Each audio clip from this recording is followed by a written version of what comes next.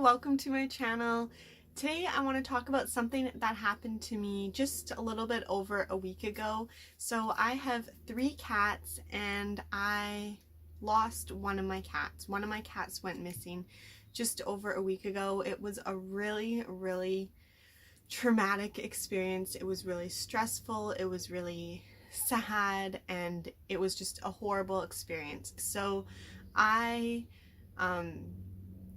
lost a cat about 3 or 4 years ago, and that cat went missing and never came back. All my cats are indoor cats, so when one gets outside, it is really scary because we have a lot of raccoons, we have coyotes, and it's just not safe for cats to be outside, especially when they are indoor cats. So this cat, my very first cat that I ever had, was strictly an outdoor cat, and her name was Mimi. She was an orange tabby, and she did great outside. She caught a lot of mice and she ate a lot of mice, and she was kind of known in the neighborhood as our mouser. When she passed away at about 17 years old, so she had a very long, healthy life, our neighbors said that they noticed a lot of mice and rats in their backyard, which they hadn't had before. So she kept the neighborhood free of mice and rats. So she was really loved. She was a really nice cat, but she was definitely an outdoors cat,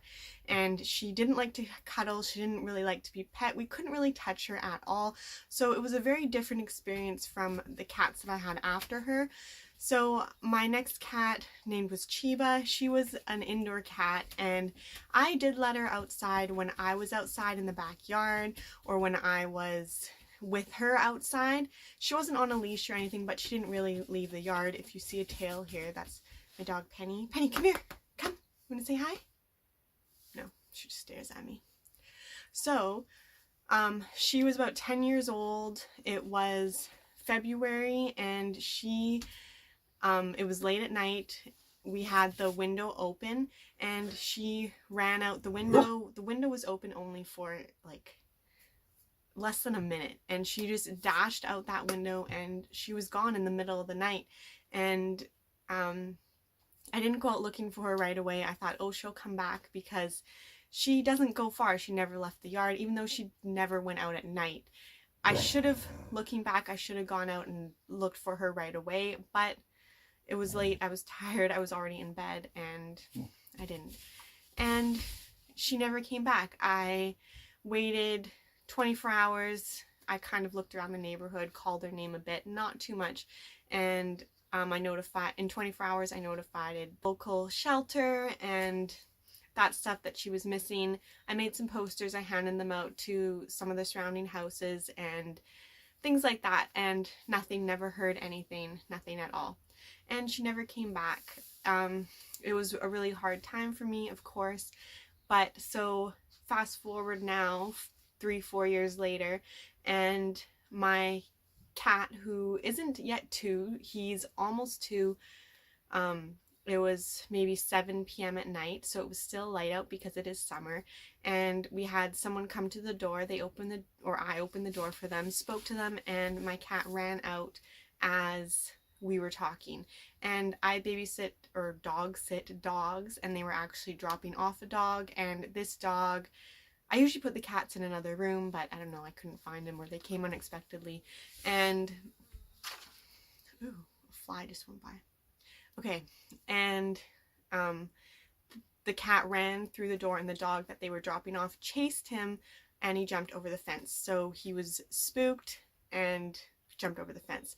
So the owner of the dog felt very bad, of course, and I was like, oh, don't worry, he'll come back, which I had thought he would, but it got later and later, and he didn't. So as soon as the owner left, I had got the dog settled and everything, and I went out in the backyard. I called his name. I have this little can of food that I shake when I want them to come, and they come running. It's a little glass jar and just has some kibbles and treats in it, and shook that around, called his name, stayed out in the backyard because it was starting to get dark now, and nothing, no sign of him, nothing at all.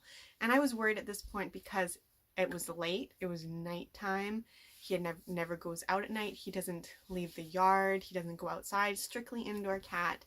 And he's young.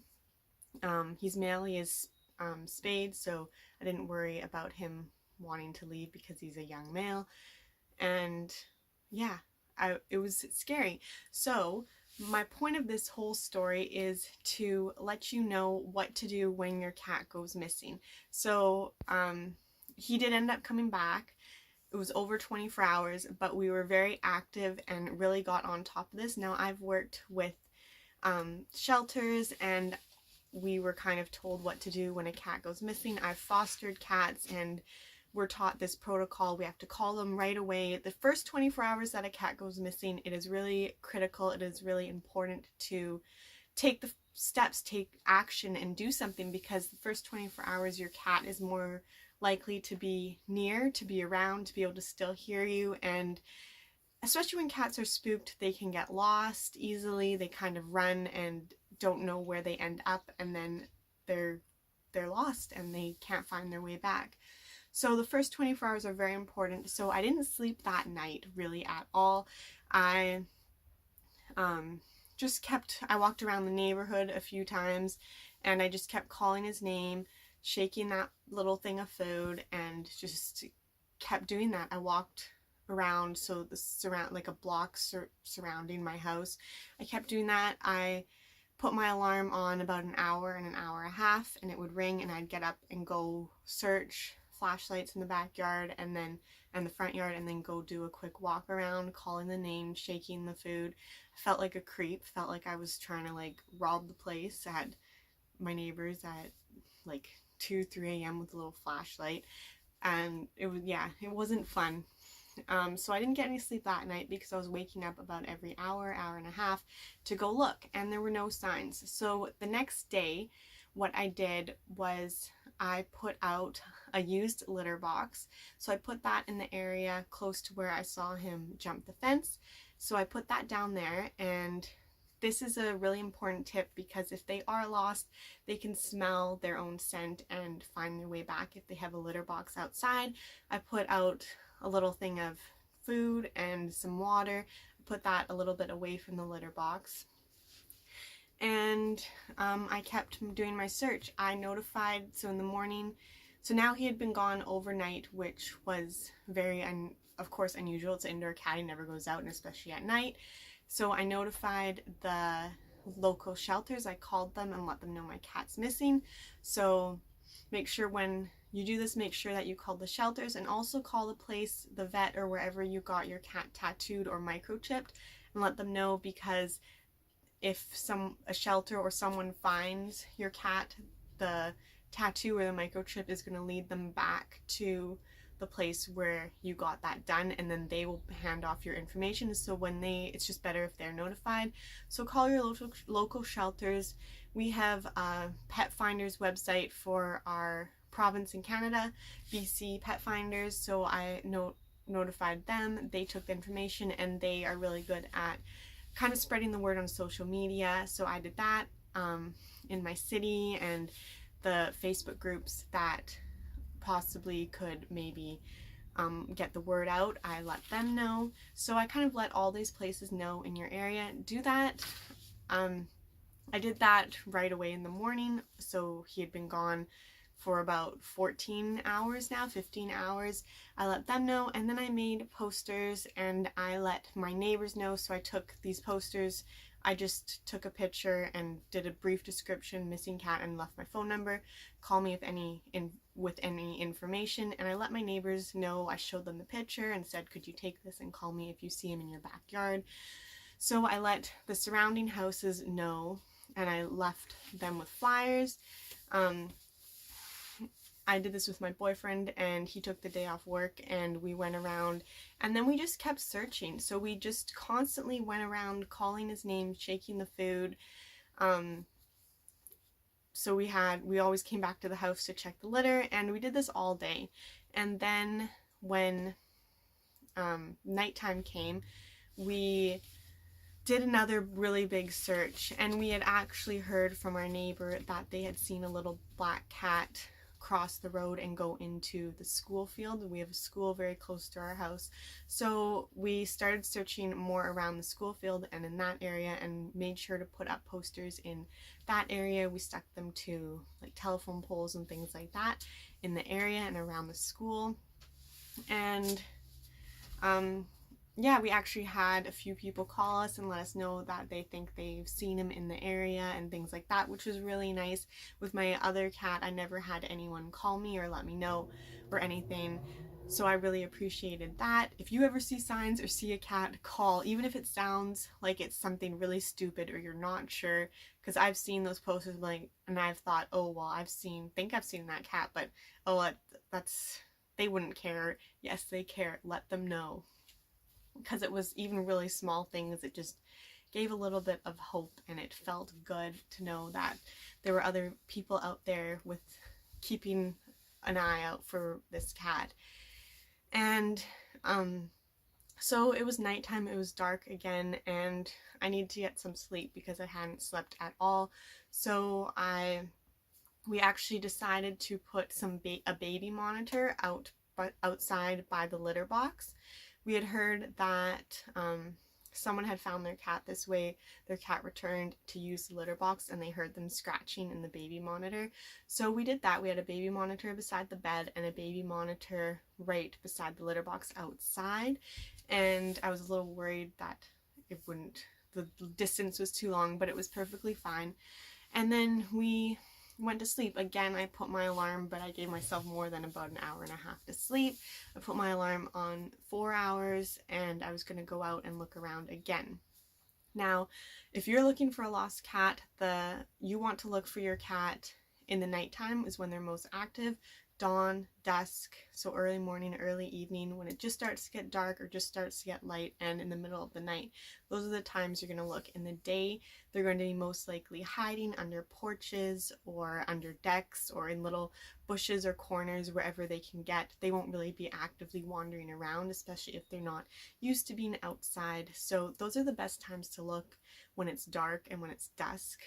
So we also set up a trap in our yard kind of near the litter box with some food in the trap. So these are just like metal traps. They're often for catching raccoons or pests or whatever, but it would be safe for a cat. It doesn't harm the animal at all. They just get stuck inside of it. So we had that set up with some wet food, some really desirable food in it. I was kind of worried we'd catch a raccoon or someone else's cat or something, but we had that set up, and it was within distance from the baby monitor, so if something did get trapped, we would hear it and be able to come out and either let it out or take him inside. So around 1 a.m. or so, or maybe even a bit earlier, it wasn't very late, so I didn't have to do the nighttime walks.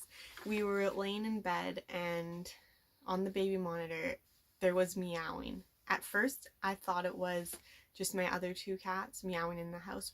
My boyfriend was like, no, that was from the baby monitor. He jumped up, ran outside, opened the door, and our cat came running in through the door. So I think he was trying to get back inside, and he was meowing, calling out for us because everything was closed. So I'm so happy we had those baby monitors, because if we didn't, I don't think he wouldn't have stuck around in the yard. He might have, I don't know, but yeah, we got him in right away. He didn't have to wait or anything like that. So we ended up finding him, and it was almost, I'd say maybe 30 hours that he was missing. So I just want to give you some tips if your cat is missing, what you can do and how you can find your cat.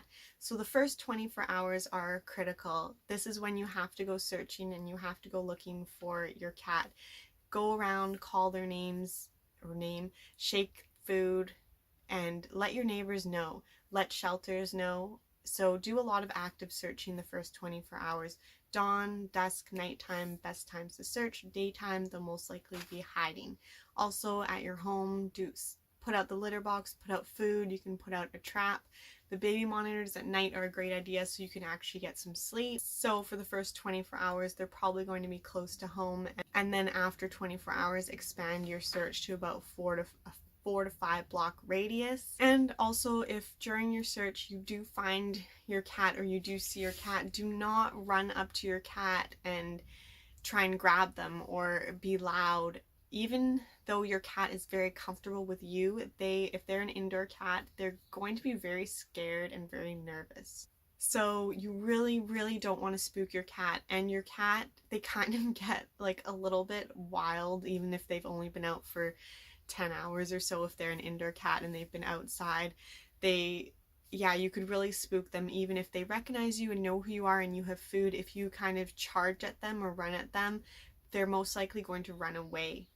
So you want, when you do see your cat, if you find your cat while you're out searching, just be really calm, be patient, gently, softly call your cat's name, shake that food, show them that you have food, and just be patient. It's really hard because you just want to grab them, but if you make sudden movements or move too quickly or are too intense, they're most likely going to run away.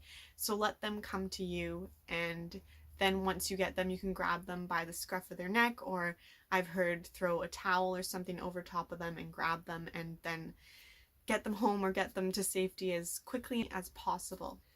So I hope this helps you if you have lost your cat and you now have some tips and know how you can get your cat back.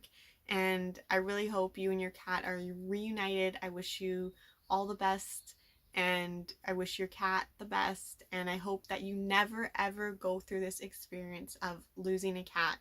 And remember, if you do, the first important thing is to take action right away. Thanks for watching. Please like and subscribe if you'd like to see more videos on all different kinds of animals. Bye.